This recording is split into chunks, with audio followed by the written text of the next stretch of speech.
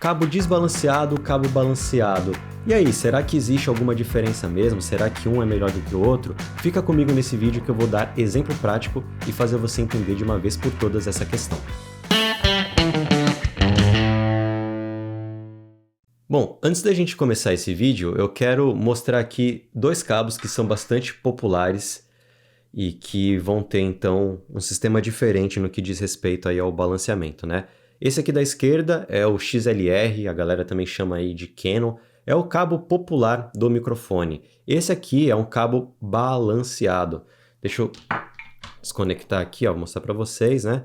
Então, de um lado a gente vai ter a conexão fêmea, que a gente encaixa, por exemplo, no microfone, e no outro a conexão macho, que a gente vai ligar num pré-amplificador, numa mesa de som ou alguma coisa do tipo. Beleza. E aqui a gente tem o P10, aquele cabo tradicional de guitarra, de baixo, né? Cabo de instrumento.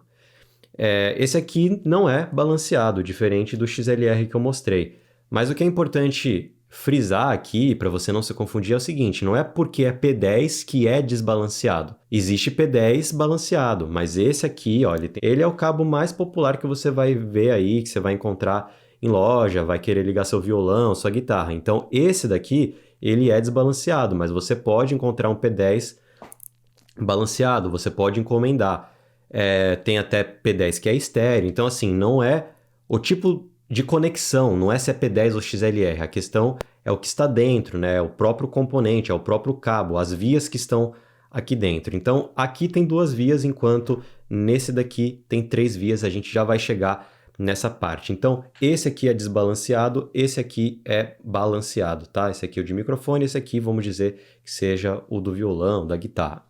E agora a gente continua entendendo um pouquinho mais sobre uma questão de fase, porque isso aqui vai ser fundamental para você entender o que acontece no sistema balanceado, no circuito balanceado, para que ele nos ajude na questão do ruído, né? Já dando até um spoiler. Sim, o XLR é melhor por conta dessa relação com o ruído. Ele tende a eliminar alguns ruídos que poderiam estar passando e que provavelmente num cabo desbalanceado seria mais suscetível a ter esse tipo de problema. Até, novamente abrindo e fechando parênteses, nossa, mas vai ter um problema se eu ligar um cabo no meu violão, um cabo desbalanceado? Eu não sei. Vai ter um problema se eu ligar um cabo balanceado? Eu também não sei. Não tem como garantir esse tipo de coisa. Mas dá para dizer, por inclusive questões técnicas que eu vou mostrar para vocês por A mais B, que o XLR ele tende a rejeitar ruído, enquanto esse cabo desbalanceado ele é mais suscetível. Isso eu vou provar para vocês. E uma outra questão também é que o XLR, por conta disso, ele pode ser um cabo bem mais extenso, né? Então tem essa vantagem. Enquanto o P10 ele tem um limite aí. Algumas pessoas dizem a partir de 7 metros já tomar cuidado, outras dizem que dá para ser um pouquinho mais, 10 metros, 12. Enfim, cada um vai dizendo um valor aí, mas a questão é que se for muito extenso, de repente para ligar o palco, a house mix, lá onde está o técnico de som, o P10 ele realmente não vai ser o P10 desbalanceado, ou qualquer outro cabo desbalanceado não vai ser um cabo indicado para fazer esse tipo de percurso. Então aí você tem que começar a pensar em soluções balanceadas. Então, recapitulando aqui, voltando, vamos entender o seguinte, ó. Estou compartilhando aqui com vocês um esquema de fase. A questão aqui não é nem positivo ou negativo, só vou falar realmente de fase. Ó. A gente tem na primeira figura fases com a mesma direção, então elas estão se somando, né? Já na figura do meio, a gente tem fases que estão em oposição, então uma está num sentido e a outra está com esse sentido invertido. Então o resultado disso é nulo, é zero. E na terceira figura, a gente tem um resultado de soma parcial, ou seja, a gente tem ali uma fase que está num sentido, a outra também está mais ou menos nesse sentido, só que elas não são exatamente iguais, então elas vão ter pontos ali que se somam e resulta então nessa outra figura que vocês estão vendo. O que é importante de vocês entenderem aqui? Que se a gente tem uma fase em oposição da outra, a gente vai ter uma rejeição, vamos dizer dessa forma. E isso aqui vai ser então fundamental no princípio do sistema balanceado. Agora vamos para um exemplo prático para mostrar para vocês o que acontece. Beleza, aqui no Reaper eu tenho 2 faixas. E se vocês repararem, as fases delas estão em comum. Então é basicamente aquela primeira imagem, a primeira coluninha que eu acabei de mostrar para vocês no slide. O que vai acontecer então? Elas vão se somar sem maiores problemas. Então a gente vai ouvir o resultado que é isso aqui, ó. né? Deu para entender. Tá, e se, por exemplo, nesse segundo canal ele tiver com a fase invertida? Então vamos lá, vamos vir aqui e inverter a fase. Então pode reparar que já até mudou aqui. O que vai acontecer? Como a gente acabou de ver, vai ter um resultado nulo. Ó, nada de som, né? Porque o resultado é aquele da segunda coluninha que eu acabei de mostrar para vocês, então é nulo. Tá, então você entendeu que se tiver no mesmo sentido, elas se somam, se tiver em sentidos opostos e o tempo for exatamente igual, né? Como neste exemplo que eu estou dando, as fases estiverem alinhadinhas, for tudo igual, exceto que uma vai para um lado e outra vai para o outro, então vai ter essa rejeição. Tá, e o que acontece então na prática com um cabo balanceado? Olhando a primeira imagem, nós podemos ver, constatar que, como eu falei, tem 3 vias, né? Um cabo balanceado. Então, a primeira aí, a vermelhinha, é a linha, vamos dizer, a positiva. A linha azul é a mesma coisa que a positiva, só que invertida, em oposição. E depois a gente vai ter a terceira linha, que seria, então, do terra. Mas a gente não precisa falar do terra nesse momento. Olhando a primeira figura, a gente pode ver que está em oposição, né? Esse sinal de áudio está em oposição.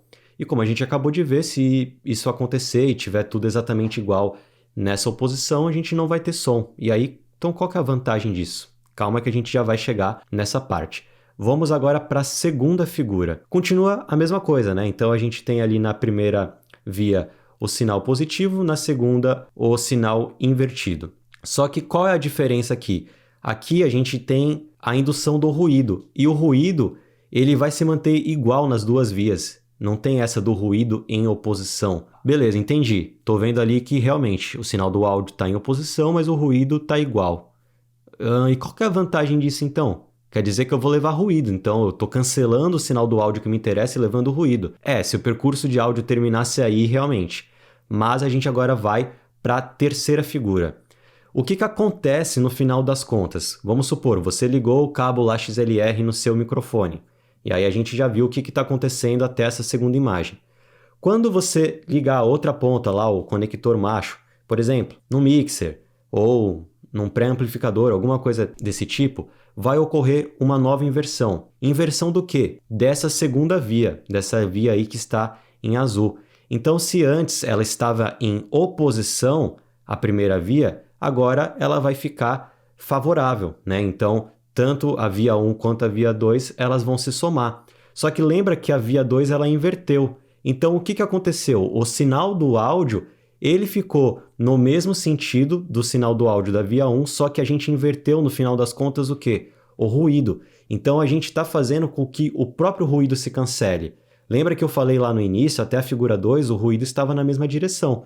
Só que aí no final desse percurso, com esse processo de inversão de fase, a gente rejeita, a gente faz uma rejeição de modo comum com o ruído. Então, quem se cancela no final das contas é o ruído e não o sinal de áudio. Se está com um pouco de dúvida ainda, dá um pause no vídeo, compara novamente as figuras, olha as figuras que vai dar para você entender esse movimento que aconteceu. Então, por essa razão, o cabo balanceado ele é muito mais indicado do que um cabo não balanceado. Por quê? Justamente por ter essas 3 vias, a gente consegue fazer esse processo de inversão.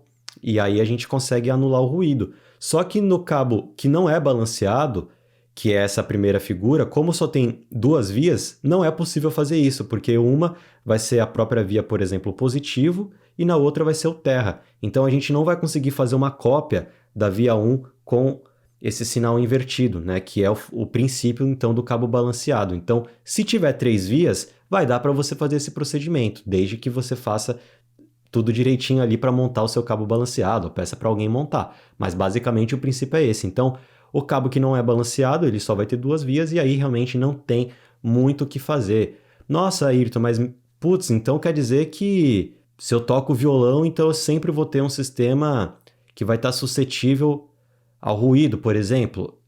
Em partes, assim. O que a gente pode deduzir?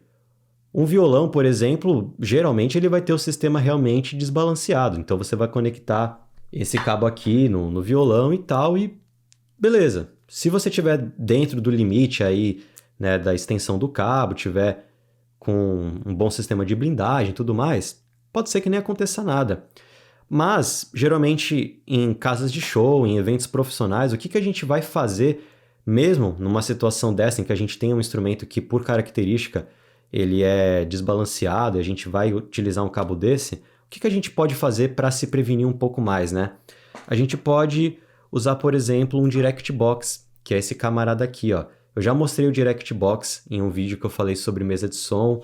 Eu expliquei que ele faz um processo de casar a impedância. Juntando tudo isso, juntando a impedância, juntando com o fato de que a saída dele vai ser balanceada, o que a gente pode fazer? A gente liga, então, o cabo desbalanceado aqui no input, né, no P10. Ele vai fazer um casamento de impedância, então ele vai transformar a impedância que é de instrumento em uma impedância de microfone, o que também é muito bom nesse caso que eu estou colocando para vocês nessa questão de ruído. E a gente vai ter uma saída balanceada. Então, essa saída balanceada é onde a gente vai conectar o nosso cabo, vamos pôr entre aspas, de microfone e ligar, por exemplo, lá na mesa de som ou em algum outro equipamento. Então, esse combo aqui também pode te ajudar e garantir uma fidelidade maior no que diz respeito ao nível de sinal e ruído do seu áudio. E esse foi o vídeo de hoje, eu espero que vocês tenham gostado do conteúdo. E se você ainda não é inscrito aqui no canal, não se esqueça de se inscrever e ativar também o sininho da notificação para ser avisado ou avisada de todos os lançamentos. Hoje eu fico por aqui e a gente se vê. Até mais.